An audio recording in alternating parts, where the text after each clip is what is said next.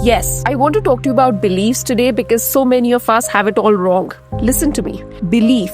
Real belief is not just some idea that you entertain when you're feeling inspired. Belief is the foundation of everything you are, everything you will ever become, which is why it is so important. You know, it's often said that belief is not just a thought that you possess, it's a thought that possesses you. It shapes you, it directs your every move, your every decision, your every outcome.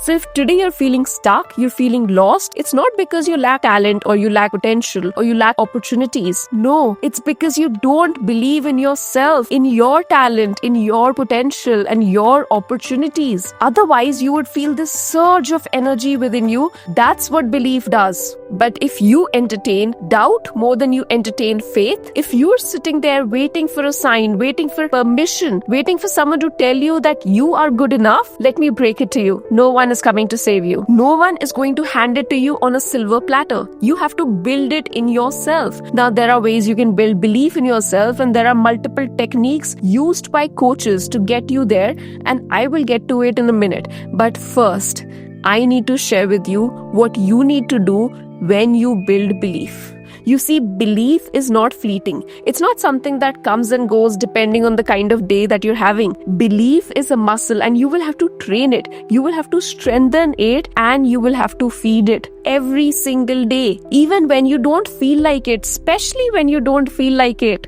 Because you have to understand, we are all walking around with untapped potential. 90% of it is untouched. Think about that for a second. Most of us are just scraping the surface of what we are capable of, just dipping our toes in the shallow end of our own potential. But why? Because we've been conditioned to think small, to stay safe, to think safe, to only reach for something that seems realistic. But let me ask you, who decided what's realistic for you? Whose voice are you listening to? Because the truth is, the limits that you're setting on yourself are by definition limits. You are making them up as you experience life. And while unconsciously you put them there, or maybe someone else did, a parent, a teacher, a friend, unless you realize and stop accepting that limit, you will not be able to see your life's trajectory shift. So then let's come back to the question, how do we build the good beliefs? And what are these techniques used by coaches to build beliefs? As I tell you this very powerful technique, you will not believe that it is so easy and you will question if it really works.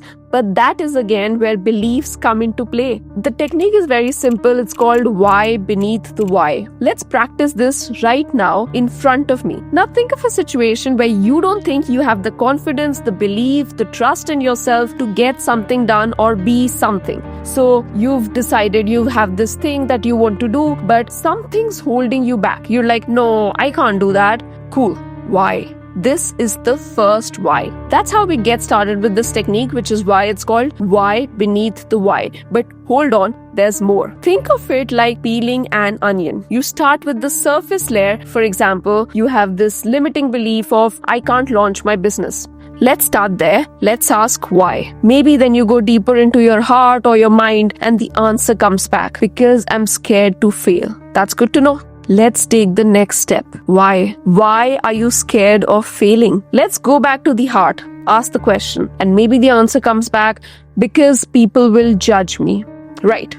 People can judge you. This makes total sense. But why? Why does that bother you? So let's go back to the heart. Because I may feel like a loser. Again, why? So we go back to the heart and we ask, why does that feeling like a loser matter so much? And maybe the heart answers back, because I think I might not be good enough. Boom. You've hit the core there. You're not actually scared of building a business. You're scared of feeling worthless. That's the real issue. And a lot of times we don't know the why beneath the why. We're thinking, I can't scale my business. I can't grow my business. I can't do well in this job. But in reality, the issue is something else. Now that we know that the real issue is of feeling worthless, I can actually start to work with that, because now I know the issue. So you have to understand that most of the time we're running on autopilot. We're reacting reacting to these old tapes playing in our head, stuff that we actually picked up a couple of years ago. So how do we change this old tape within our head? By questioning our own subconscious beliefs. So first you call out the BS and then you redefine those beliefs for yourself. And in the next video, we are going to start redefining those beliefs together. But let's start to make it a habit. Let's make belief a habit, not a one-time decision. So show up for yourself every single day, even when the results aren't there yet, even when you feel like nothing's working in your favor, even when you want to quit, you show up, because that's how you tell your mind, I believe in this. I believe